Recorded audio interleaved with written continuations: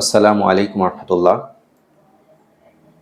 এই শীতে আমাদের বাংলার গ্রামীণ ঐতিহ্য খেজুরের রস তথা খেজুরের গুড় আমরা খুব আনন্দের সাথে আহ, এই খেজুরের রসটা খেয়ে থাকি। কিন্তু স্বাস্থ্য বিষয়ক বিবেচনা করে এই খেজুরের রসকে না বলতে হচ্ছে।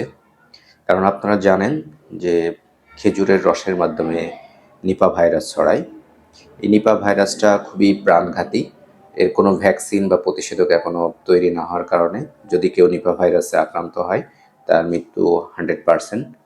এই জন্য আমাদের এখনই এই খেজুরের রসটা খাওয়া থেকে বিরত থাকা উচিত। সাধারণত বাদুড়ের মাধ্যমে খেজুরের রস নিপা ভাইরাসটা হয়ে থাকে। খেজুরের রস যখন গাছি কেটে খেজুরের ভাড় বা যে কলসটা লাগিয়ে দিয়ে যায়, বাদুড় এসে সেখানে এটা লিকিং বা চাটতে থাকে এবং বাদুড়ের ব্লাডারটা খুব ছোট থাকার সাথে সাথে সে যখন লিকিং করে সাথে সাথে সে প্রস্রাবটাও করে ফেলে এবং প্রস্রাবটাও তার এই কলসের ভিতরে যায়। এবং এই নিপা ভাইরাসটা সাধারণত বাদুড়ের লালা, বাদুড়ের ইউরিন বা বিষ্ঠা থেকে ছড়ায়।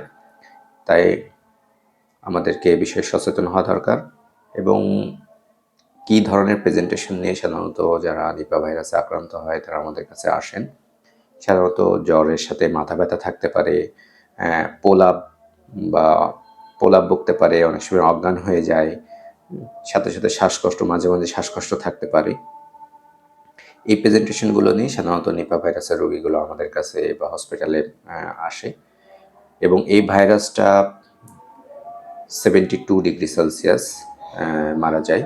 সুতরাং যখন আমরা খেজুর রসটা যদি আমাদেরকে খেতেই হয় তাহলে অবশ্যই আমরা এটাকে একেবারে ফুটিয়ে, অর্থাৎ টকবক করে যখন ফুটবে তারপরে এটা স্বাভাবিক করে তারপর খেতে হবে। না হলে নিপা ভাইরাস ছড়ানোর স্বাস্থ্য ঝুঁকি থেকে যায়। এবং যদি কেউ নিপা ভাইরাসে আক্রান্ত হয় তাহলে খুব বেশি আমাদেরকে প্যানিক না হয়ে যে জিনিসগুলো আমাদের দরকার, যে আমরা মাস্ক ব্যবহার করব, আমাদের হাতগুলো স্যানিটাইজার বা সাবান পানি দিয়ে ভালোভাবে ওয়াশ করে ফেলবো এবং একটু নির্দিষ্ট দূরত্ব মেনটেন করলে আমরা নিপা ভাইরাস একজন থেকে আরেকজনের যে ছড়ানো যে প্রক্রিয়া সেটা থেকে রেহাই পেতে পারি।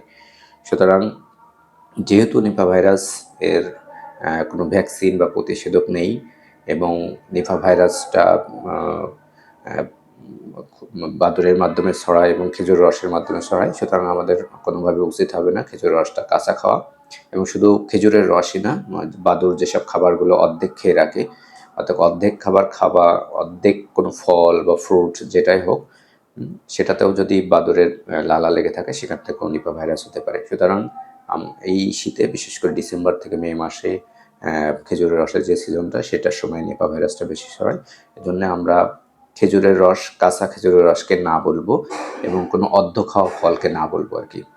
আল্লাহ আমাদেরকে সবাইকে সুস্থ রাখুক, স্বাভাবিক রাখুক।